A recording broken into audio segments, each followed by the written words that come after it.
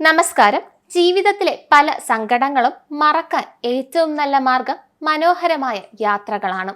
എല്ലാവർക്കും നല്ലൊരു വ്യാഴാഴ്ച നേരുന്നു. നീലിമ പഠിക്കാൻ മിടുക്കിയാണ്. കഠിനാധ്വാനം ചെയ്യും. സിവിൽ സർവീസിന് തയ്യാറെടുക്കുകയാണ്. ആദ്യത്തെ പ്രാവശ്യം സിവിൽ സർവീസ് പരീക്ഷ എഴുതിയെങ്കിലും കിട്ടിയില്ല. അത് രണ്ടാമത്തെ പ്രാവശ്യമാണ് ഇക്കുറി. എങ്കിലും പരീക്ഷ ജയിക്കണമെന്ന വാശിയിലാണ് അവൾ. അങ്ങനെ എക്സാം കഴിഞ്ഞു. റിസൾട്ടും വന്നു. പക്ഷെ ഇപ്രാവശ്യവും നീലിമയ്ക്ക് ജയിക്കാനായില്ല. റിസൾട്ട് വന്ന ദിവസം ബുക്കുകൾ വലിച്ചെറിഞ്ഞ് ലാപ്ടോപ്പ് എടുത്തെറിഞ്ഞ് അലറിക്കരഞ്ഞ നീലിമയെ വീട്ടുകാർക്ക് ഇപ്പോഴും ഓർമ്മയുണ്ട്. പിന്നീട് അങ്ങോട്ട് നീലിമയ്ക്ക് വിഷാദത്തിന്റെ കാലമായിരുന്നു. ഒന്നിനും ഒരു താല്പര്യവുമില്ല. നേരെ ആഹാരം കഴിക്കുന്നില്ല. ആകപ്പാടൊരു മ്ലാനത, എപ്പോഴും കരച്ചില് മാത്രം.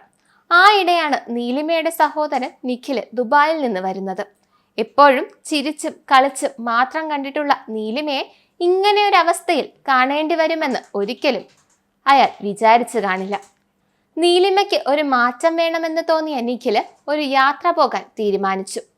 നീലു, റെഡി ആയിക്കോ, നമുക്കൊരു റോഡ് ട്രിപ്പ് പോയിട്ട് വരാം. തമിഴ്നാട്ടിലേക്ക് കുറച്ച് ഉൾനാടൻ പ്രദേശങ്ങളും ഗ്രാമങ്ങളും ഒക്കെ കണ്ടിട്ടിങ്ങ് വരാം. ആദ്യമൊന്നും നീലിമ അതിന് തയ്യാറായില്ല. പിന്നീട് നിരന്തരമായ നിർബന്ധം കാരണം അവൾ യാത്രയ്ക്ക് പുറപ്പെട്ടു. ആദ്യമൊന്നും അവള് വലിയ താല്പര്യം കാട്ടിയില്ലെങ്കിലും പതുക്കെ ഓരോ കാഴ്ചകൾ കൊട്ടിയടച്ച അവളുടെ മനസ്സ് തുറപ്പിക്കാൻ തുടങ്ങി. പല പല വ്യത്യസ്ത കാഴ്ചകൾ, രുചിയൂറും ആഹാരങ്ങൾ. 10ഉം 14ഉം വയസ്സായ കുട്ടികൾ ബാലവേല ചെയ്യുന്നതുവരെ അവള് കണ്ടു.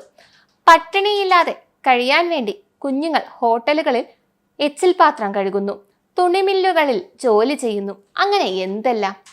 പഠിക്കാനും കളിച്ച് രസിച്ച് നടക്കാനുമുള്ള പ്രായത്തിൽ എല്ലുമുറിയെ പണിയെടുക്കുന്ന കുട്ടികൾ.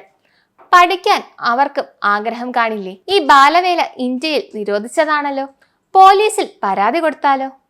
വേണ്ട. പിന്നെ അവരെങ്ങനെ ആഹാരം കഴിക്കും? എങ്ങനെ പൈസ കിട്ടും? വേണ്ട. വെറുതെ എന്തിനാ അവരുടെ ചോറില് മണ്ണ് വാരിയിടുന്നത്? പക്ഷെ ഇത് തെറ്റല്ലേ? അങ്ങനെ പല ചിന്തകളും നീലിമയുടെ മനസ്സിൽ കൂടി കടന്നുപോയി. എന്താടി ആലോചിക്കുന്നേ? ഒന്നുമില്ല. ആ കുട്ടികളെ കുറിച്ച് നമ്മൾ വിചാരിക്കും നമ്മൾ അനുഭവിക്കുന്നതാണ് ഏറ്റവും വലിയ പ്രശ്നമെന്ന്. എന്നാൽ നമ്മുടെ ചുറ്റും 100 കണക്കിന് പ്രശ്നങ്ങൾ അനുഭവിക്കുന്നവരുണ്ട്. നമ്മൾ അതൊന്നും കാണുന്നില്ല എന്ന് മാത്രം. പിന്നെ ചിലരുണ്ട്, ഒരു പരീക്ഷയിൽ ജയിച്ചില്ലെന്ന് പറഞ്ഞ് ഡിപ്രഷൻ അടിച്ച് നടക്കുന്നവര്. ഓ, അത് എനിക്കിട്ടൊന്ന് വെച്ചതാണല്ലോ ചേട്ടാ. എൻ്റെ പെങ്ങൾക്ക് അങ്ങനെ തോന്നിയോ? തോന്നി. എങ്കിൽ അങ്ങനെ തന്നെ നീ കരുതിക്കോ. എടി, 1ൽ പിഴച്ചാൽ 3 നമുക്ക് നോക്കാം. നീ കിട്ടണത് വരെ എഴുതിക്കൊണ്ടിരിക്കേ, അല്ലാതെ വെറുതെ ഡിപ്രഷൻ അടിച്ച് അയ്യേ. നിഖില് നീലിമയെ കളിയാക്കിയതാണെങ്കിലും അതിൽ ശരിയുണ്ടെന്ന് അവൾക്കും തോന്നി. ഈ യാത്ര നീലിമയ്ക്ക് ഒരുപാട് പാഠങ്ങൾ നൽകിയിരുന്നു.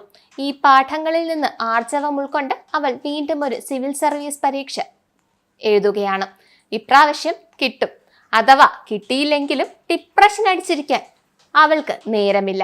അവൾ ശ്രമിച്ചുകൊണ്ടേയിരിക്കും. എല്ലാവർക്കും നല്ലൊരു വ്യാഴാഴ്ച നേരുന്നു. ശുഭദിനം.